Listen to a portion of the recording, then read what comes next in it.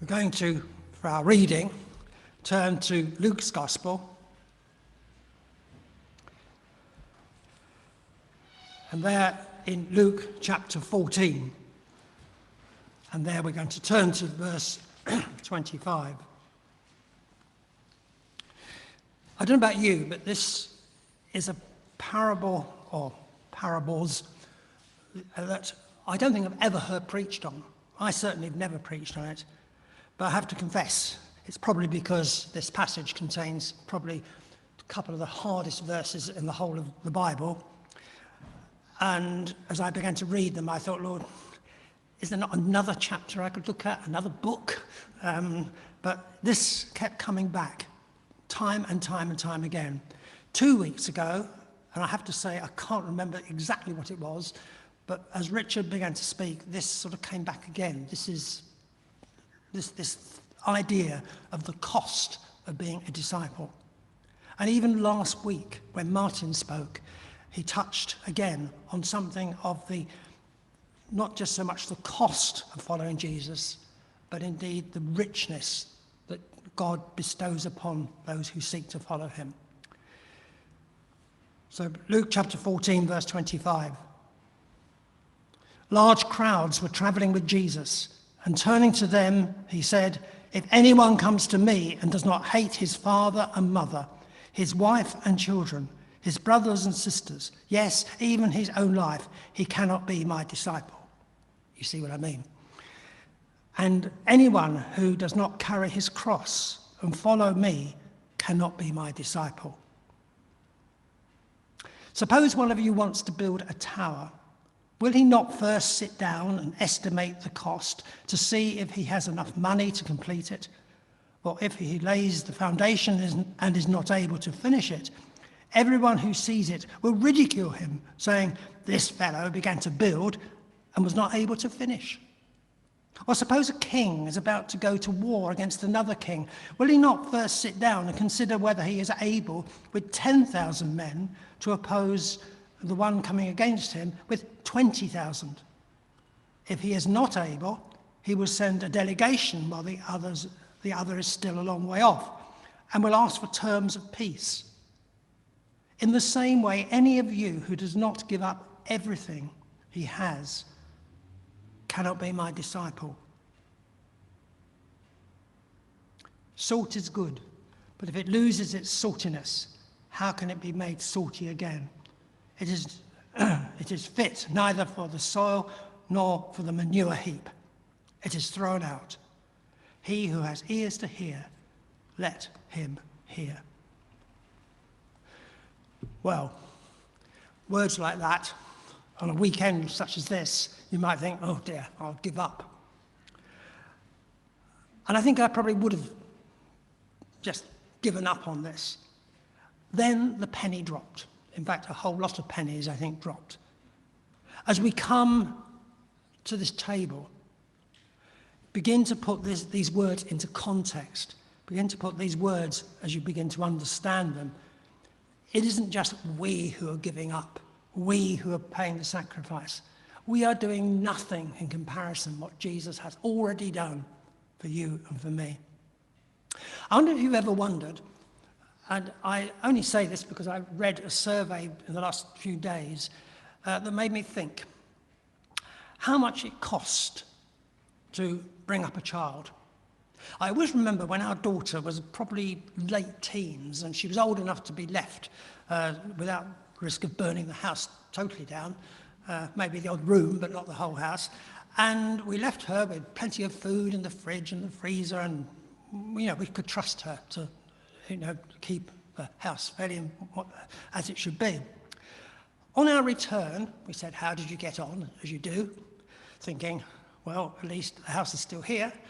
And she looked at me, and I will never forget the look she gave me. She looked at me straight in the eye, and she said, "Do you know?"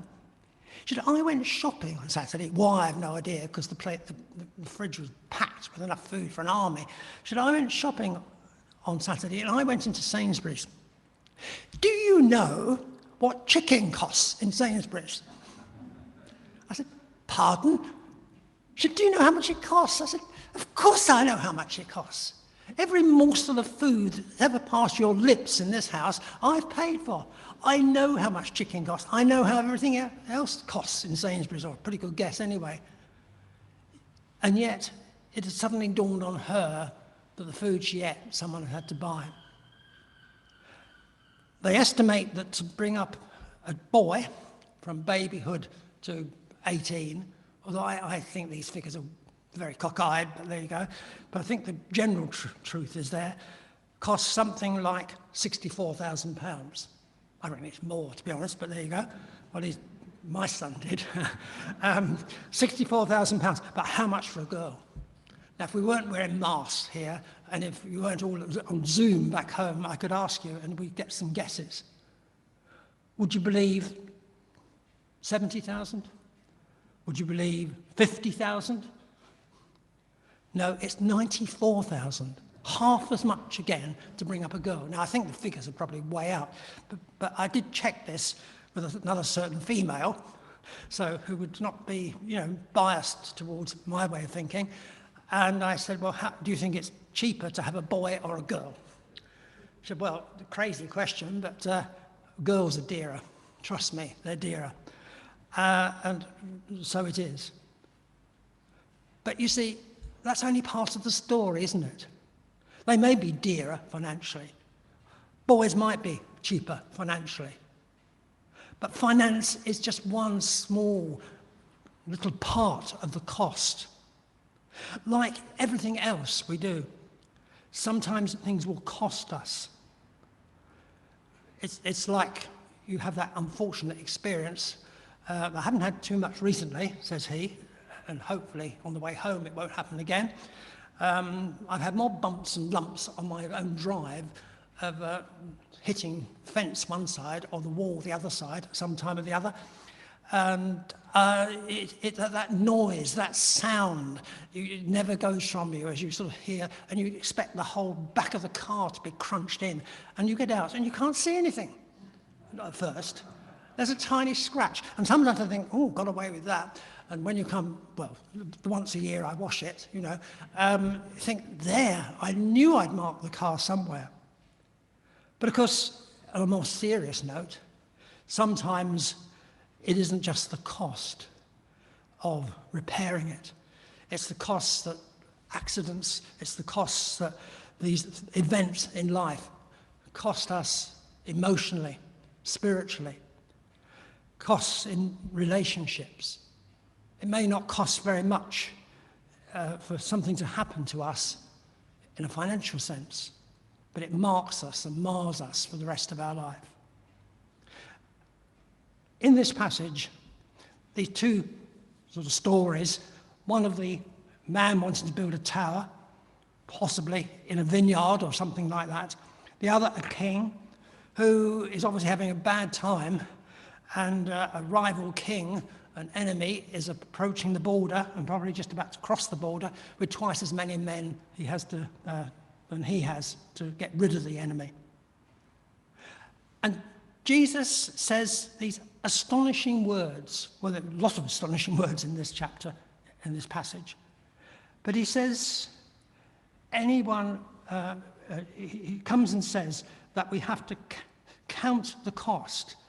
We have to estimate the cost.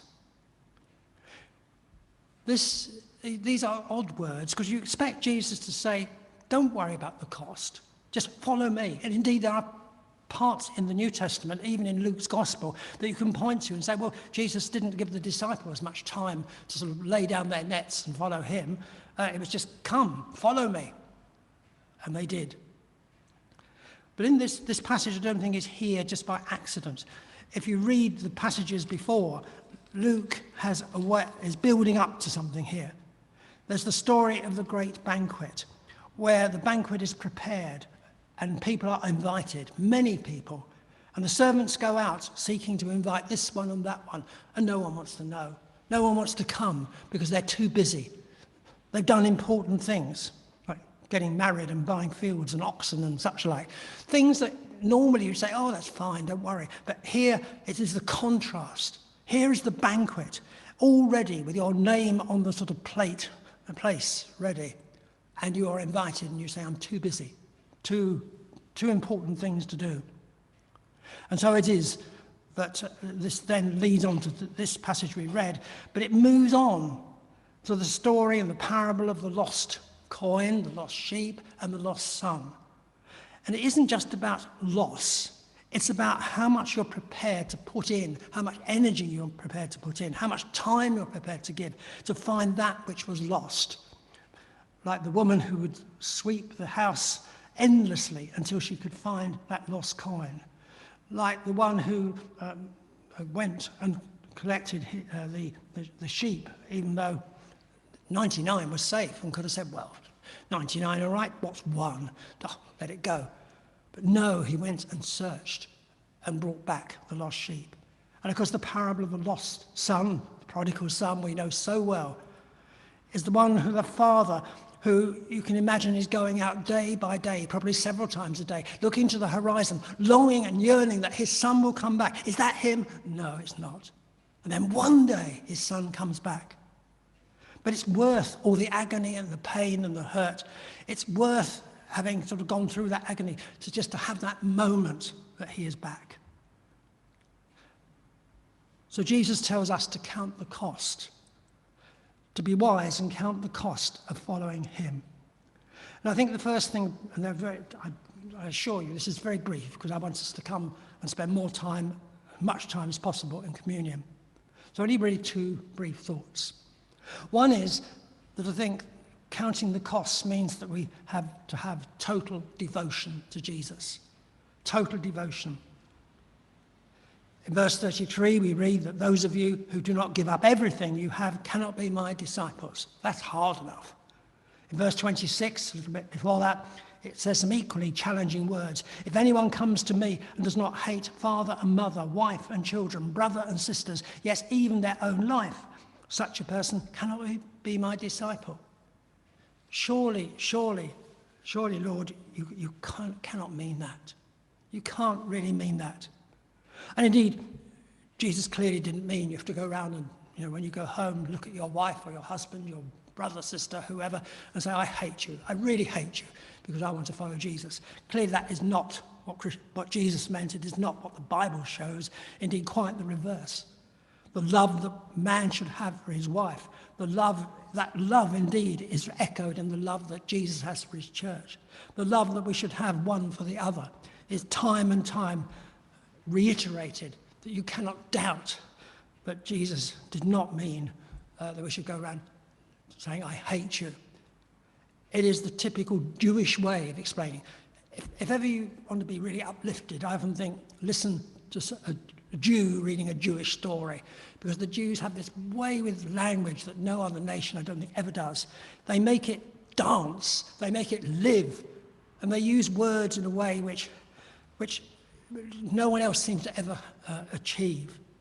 And so it is that it isn't just exaggeration, it's using sort of an extreme that you deeply, deeply love someone, but we need to love Jesus even more. In comparison, the love we have for him makes that tremendous, ultimate 100% love we have for someone seem almost as hate. Ridiculous in a sense. But this is the reality. This is the depth, the breadth, and the height of how much we should love him. We used to sing as children, didn't we? Those of us who went to Sunday school and Holiday Bible Club and so on. And I'm sure the words have been sung here when you could sing in this very building about God's love is so wonderful, so high you can't get over it, so deep you can't get under it, and so on, and all the actions that went with it.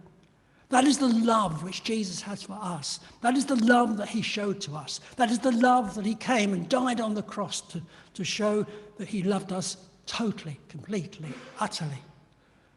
And he looks to us to love him in a similar way. Our love is so often so weak and so poor in comparison. I remember hearing the story, a true story, although I don't know the ending, although you probably guess the ending. There was a wedding. It was an Anglican church. The vicar had got to the point of saying to the bridegroom, do you take this woman to be your lawful wedded wife? And there was what most people would dread, a pause. There was a pause which seemed to go on forever. And I think the vicar probably asked the question again. Do you take this woman to be your lawful wedded wife? And eventually the man said in a very sort of quiet, quivering voice, yes, but I'd rather have a sister, I think. I think that was the end of the wedding, I suspect. But some of us are like that. Will you follow Jesus? Will you love him? Will you serve him? Will you witness for him? Will you worship him? Will you put him first in your life?